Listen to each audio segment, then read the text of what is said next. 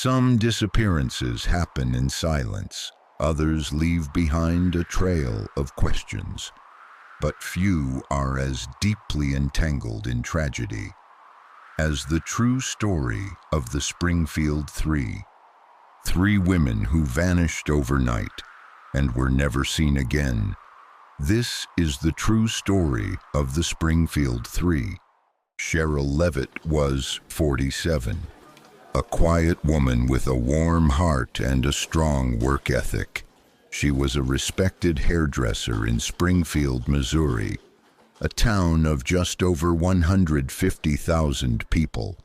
She had recently purchased her own home on East Delmar Street, a modest one-story house where she could finally have some peace.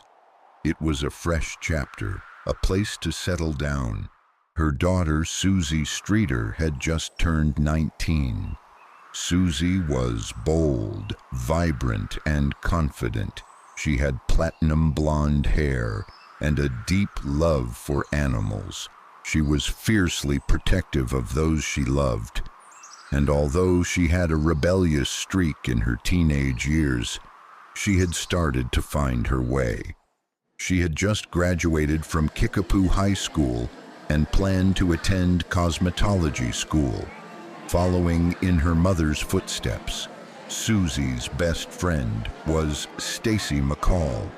Stacy was 18, gentle, kind, and thoughtful.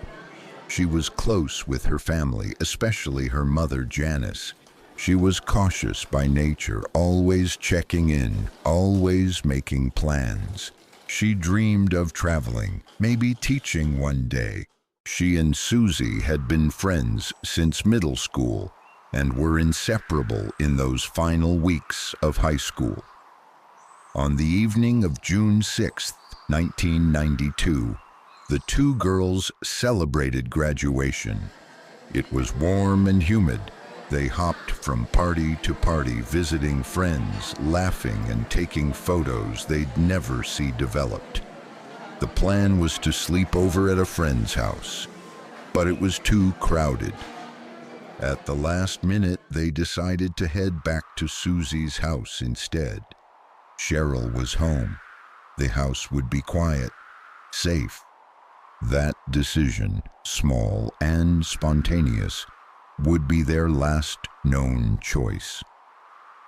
At around 2:15 a.m., Suzie and Stacy were last seen arriving at the home.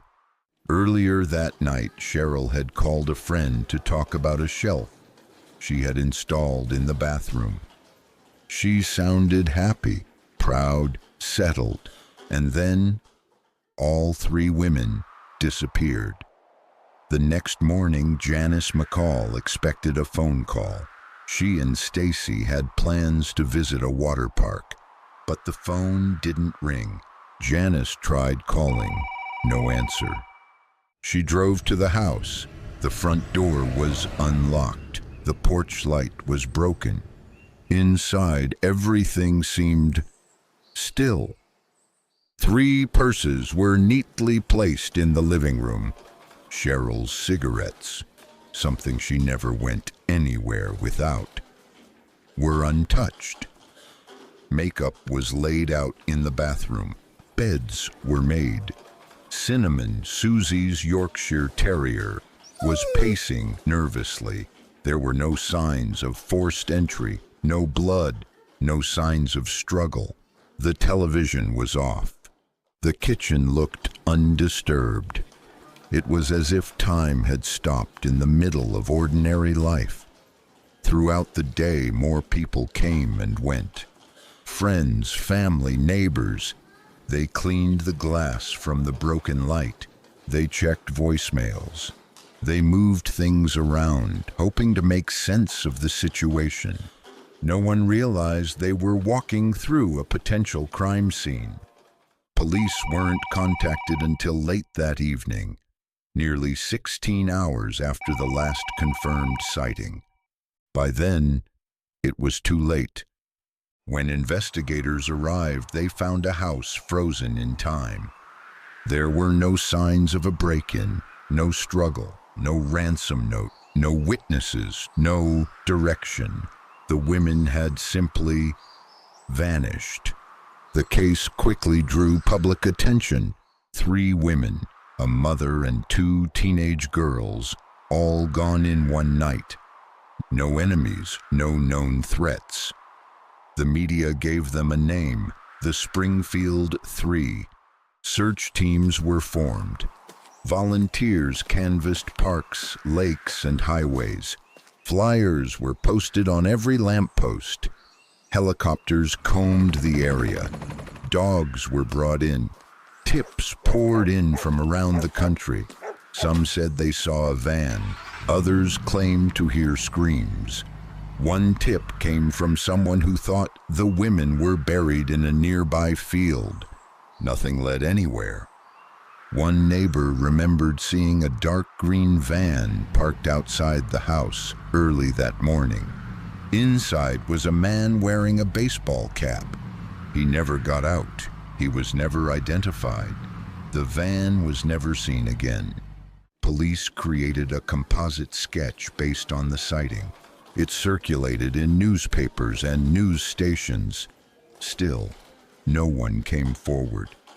Then came the name Robert Craig Cox, a convicted kidnapper who had once lived in Springfield. At the time, he claimed to be with his girlfriend. Years later, she admitted she had lied and didn't know where he was that night. In a later prison interview, Cox said something chilling. "I know they're dead. I know they'll never be found." But he refused to elaborate. Without physical evidence, police couldn't charge him. Years passed. The flyers faded. The leads slowed. But the families never stopped searching. Sherrill's beauty salon closed its doors. Susie's friends moved away, got married, had children. Stacy's bedroom was left untouched, as if she might walk in at any moment. Janice McCall became a tireless advocate. She organized searches. She held press conferences. She pushed for national attention.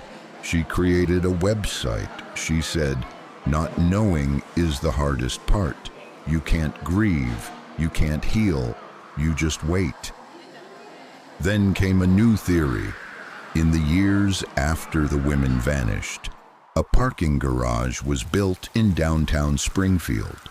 A tipster claimed the women were buried beneath the foundation, poured just days after they disappeared. Ground-penetrating radar was used. It detected 3 anomalies, shaped like adult bodies, beneath the concrete. But without hard evidence, the city refused to excavate. The garage still stands. To this day, no bodies have been found. No suspects have been arrested. No belongings have resurfaced. So where did they go? Were they taken by someone they knew? Did they interrupt something when they arrived home? Was someone waiting inside? Or was it a random, perfect crime? There are theories, there are rumors, but there are no answers. Only silence. 3 women, 3 lives, gone in one night. Sherrill Levitt, Suzie Streeter, Stacy McCall, a mother, a daughter, a best friend. Forever missing, forever loved, forever unknown. What do you believe happened to the Springfield Three? Were they victims of a perfect crime, or something even more terrifying? Let us know in the comments. And if you enjoy true mysteries like this one, subscribe for more, because sometimes the most chilling stories are the ones that really happened.